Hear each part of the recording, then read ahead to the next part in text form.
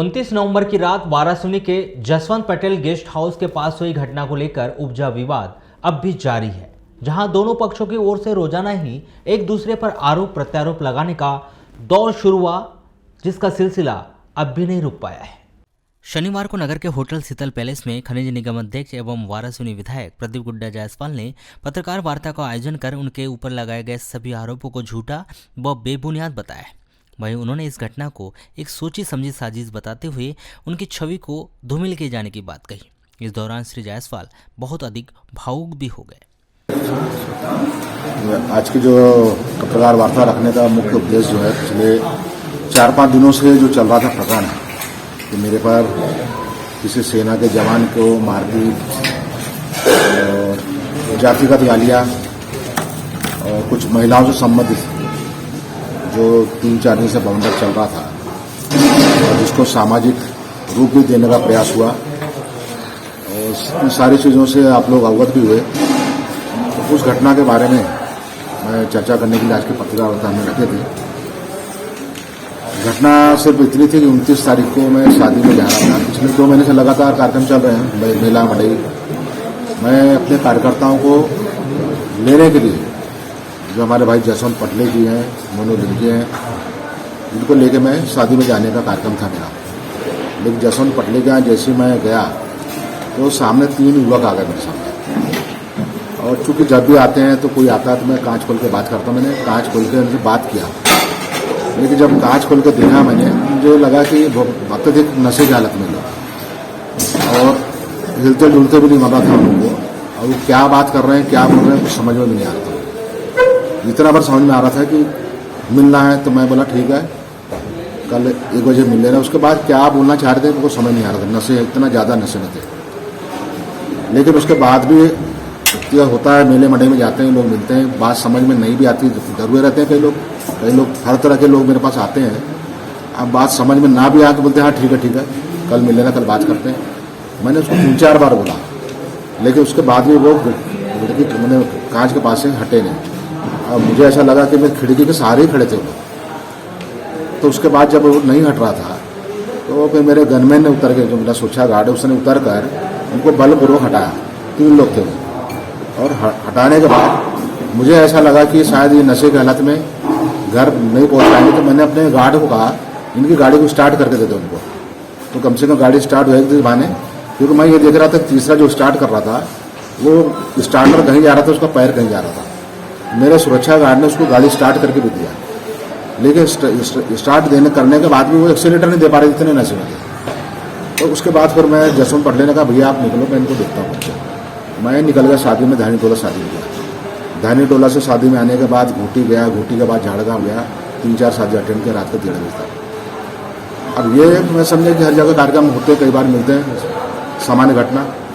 लेकिन दूसरे दिन शाम को मुझे पता चला कि पवार समाज की बैठक हुई इस मैटर पर, और इसमें हमारे जो गौरव पारधी हैं, हमारे पूर्व नगर पालिका अध्यक्ष विक्की पटेल, हमारे जनपद अध्यक्ष जो पूर्व रही हैं निरंजन बिसेन की पत्नी जो निरंजन बिसेन, ये तीनों ने बैठक की। मैंने समाज के अध्यक्ष से बात किया कि ऐसा क्या मैटर था, इसमें इस मैटर को लेकर मीटिंग की जा रही है। समाज के अध्यक्ष GL बिसेन है, उन्होंने कहा कि ये मैटर के लायक कोई ऐसी मुद्दा नहीं था और मैंने इसके लिए मना किया हूँ और मैं इस मीटिंग में नहीं हूँ। तो मीटिंग बुलाया किसने, तो मीटिंग बुलाने वाला, कॉलिंग करने वाला कोई नहीं था उसमें। मीटिंग किसने बुलाया, न कोषाध्यक्ष का पता है, न सचिव का पता है। तो इसमें मुझे जो पता चला कि इन्होंने अपने लोगों को, अपने समर्थकों को बुला लिया, गौरव पारधी ने, विक्की पटेल ने, और उसको नाम दे दी पवार समाज की बैठक होगी। और उस बैठक के बाद वो जो सैनिक था, मैं फिर बोल रहा हूँ कि जो 3 आदमी आए उनको नहीं पहचानता मैं, बड़े रहस्यमय तरीके से लगे मुझे, मैं उनको नहीं पहचानता और अभी भी आएंगे तो नहीं पहचान सकता। उसमें से एक से सैनिक था बताया गया मुझे, और वो पवार समाज से था। उसको लेके थाने गए इन्होंने।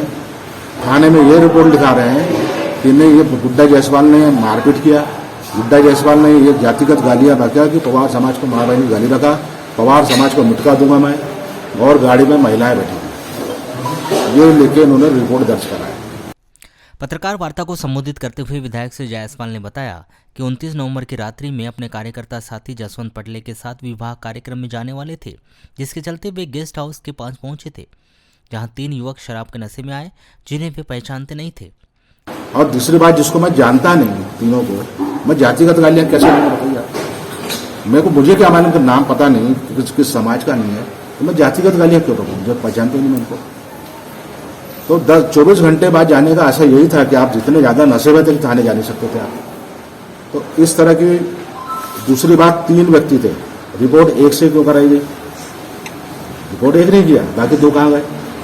तो इस प्रकार से 3 व्यक्तियों ने मेरे खिलाफ साजिश करके थाने में मेरे खिलाफ रिपोर्ट करा के मेरी छवि को बहुत बुरी तरह खराब करने का प्रयास हुआ। इसमें रंग लेके पकड़े गए, लेकिन कुछ दिखाया आपने मेरे साथ कोई महिला बैठी है, जनता ने मारी।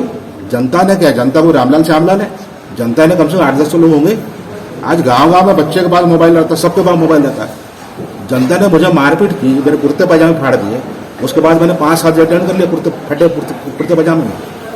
या किसी जनता ने मेरे साथ मारपीट की, किसी ने फोटो नहीं खींचा मारपीट करते हुए? अरे जनता मेरे को मारपीट कर रही, गाड़ी खड़ी, गाड़ी के अंदर जाके महिलाओं की फोटो ले सकते थे, सबके पास मोबाइल रहता, किसके पास मोबाइल नहीं? लेकिन मेरी छवि को पूरे प्रदेश में खराब करने का प्रयास हुआ ये 3 व्यक्तियों के द्वारा। तो ये बड़ा चिंता का विषय है। हालांकि मेरे साथ ये पहली बार नहीं हुआ है, इसके पहले भी चुनाव लड़ा, मैं निर्दलीय चुनाव लड़ा। यही गौरव भारती के 3-4 लड़कों ने मेरे खिलाफ पर्चे बांटे रात को, जिस दिन मतदान था उसके रात को मैंने उनको रंगे हाथ पकड़ा थाने गांव में। गांव में पर्चे फेंके जा रहे हैं, पवार विरोधी, पवार को गाली रखता है, रेत बेचता है, ये बेचता है, वैसा करता है, पवार को गाली बका, फलाने गांव में फलाने रामलाल को मारा, ढिगाने गांव में फलाने को मारा। ये पर्चे बांटे गए मेरे खिलाफ। ये अभी के चुनाव, उसके पहले वाले चुनाव में हमारे जो पूर्व जिला पंचायत सदस्य उनके पुत्र लोमर हुसैन, उसको कार्यालय में आके मारपीट किया, इसके पर्चे बांटे गए चुनाव में। तो ये मेरे खिलाफ हर बार पवार विरोधी का जो नारा लगाया जाता है, कुछ तथ्यों का, कुछ लोगों को द्वारा। मीटिंग पवार समाज की नहीं थी, पवार समाज का कोई पदाधिकारी उसमें उपस्थित नहीं था। हमारा ये कहना है, घटना कहाँ थी? घटना जसवंत पटले के घर के सामने की थी, मुश्किल से 5 मिनट की घटना थी। जब पवार समाज के बैठक जिसको बोल रहे हो आप, जिसमें कोई पदाधिकारी नहीं गया, आपको जसवंत पटले भी तो पवार है ना, आपने जसवंत पटले को क्यों नहीं बुलाया मीटिंग में? उससे पूछना था, वो दूध का दूध पानी का पानी कर देता कि क्या हुआ, बात वहां खत्म हो जाना था। लेकिन उनको बात खत्म नहीं करना था, उन्होंने जसवंत पटले को भी नहीं बुलाया मीटिंग में। आप क्या करना चाहते हैं? वो बताता ना मेरे घर के सामने घटना क्या हुआ। विधायक श्री जायसवाल भावुक हो गए, जिन्होंने बताया कि केवल उनके खिलाफ ही नहीं बल्कि उनके पिता के खिलाफ भी झूठे आरोप लगाकर उनकी छवि को धूमिल करने का प्रयास किया गया था और उनके खिलाफ भी झूठे आरोप लगाकर उनकी छवि को धूमिल करने का प्रयास किया जा रहा है।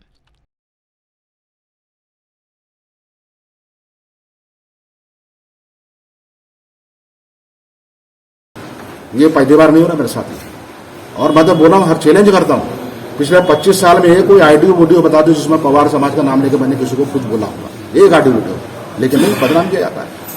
अभी तो वो गुड्डा जायसवाल है जिसने जिला पंचायत सदस्य, जिला पंचायत अध्यक्ष का चुनाव आया था, कितने कैंडिडेट थे उस समय, लेकिन मैंने अनुसुईया बिसेन को कमलनाथ जी से बात करके अध्यक्ष बनवाया। मैंने अजय बिसेन को 2 बार मंडी अध्यक्ष मैंने बनवाया। विक्की पटेल को टिकट कट गई थी, घर बैठे टिकट ला के अपना पैसा पूरी प्रतिष्ठा लगा के नगर पालिका अध्यक्ष विवेक पटेल को बनाया मैंने। मेघा बिसेन 2 बार जिला पंचायत सदस्य मैंने बनाया।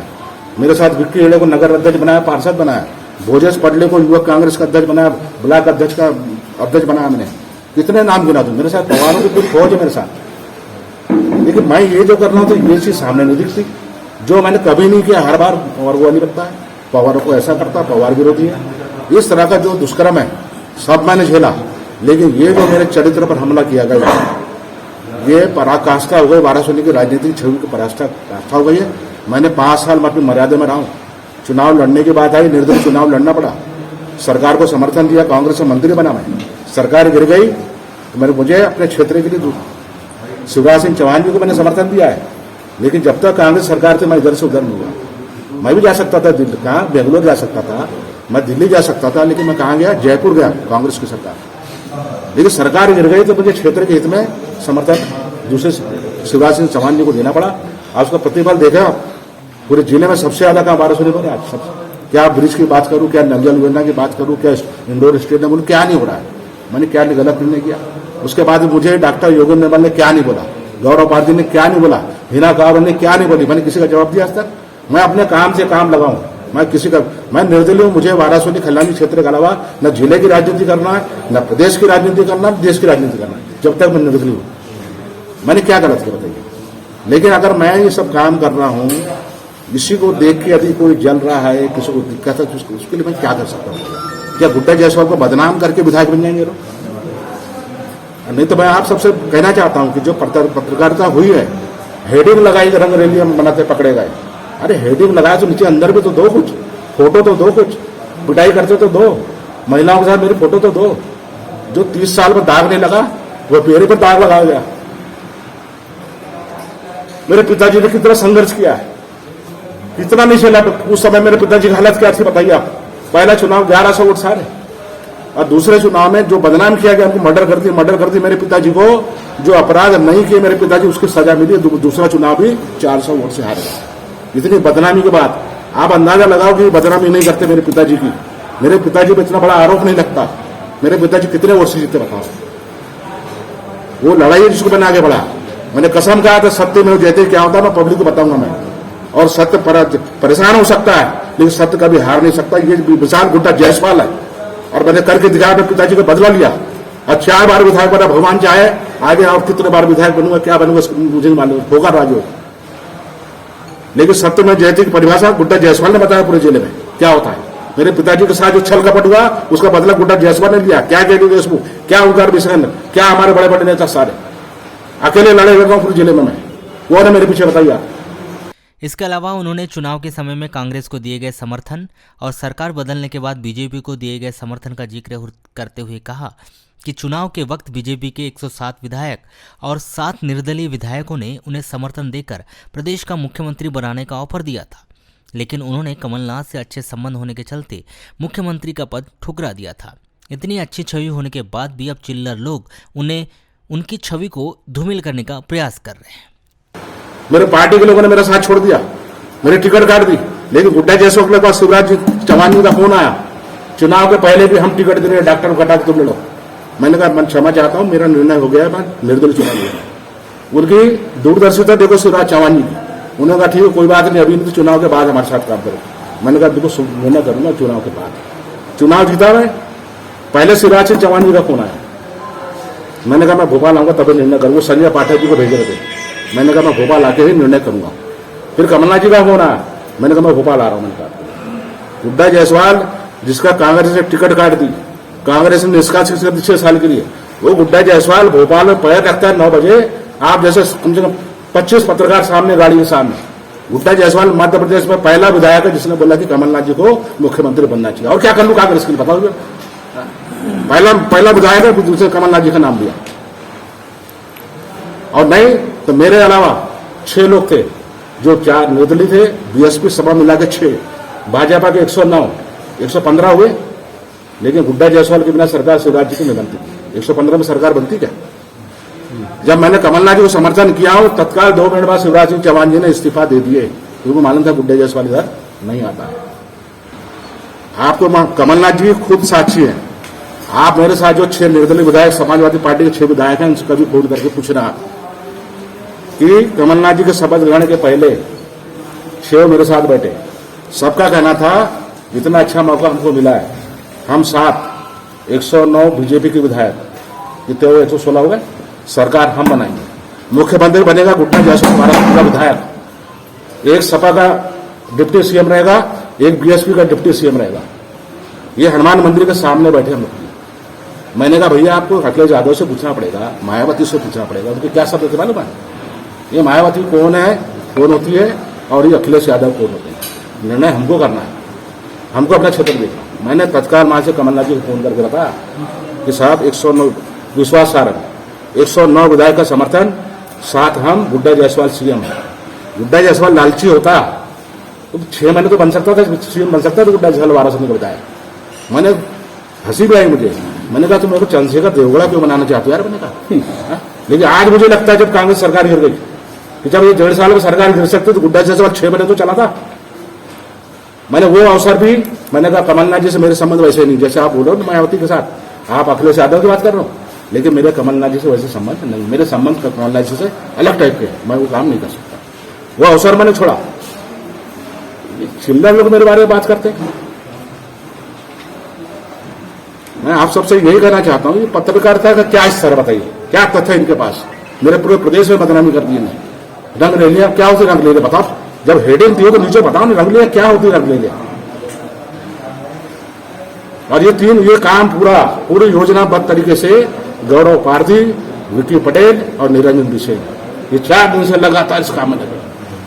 आज स्थिति क्या चारों की मालूम आप? अब बोलते हैं मीटिंग मैंने नहीं किया, वो बोलता है मैंने मीटिंग नहीं किया, वो बोलता है मैंने मीटिंग नहीं किया। राजनीतिक मेरी छवि इतनी हल्की नहीं है। प्रयास उनका पूरा छवि धूमिल कर देगा। जिस दिन मेरी छवि धूमिल होगी ना, सिर्फ गुड्डा जायसवाल के नाम छवि धूमिल होगी मेरी। इनकी ताकत नहीं कि मेरी छवि धूमिल कर दे कोई।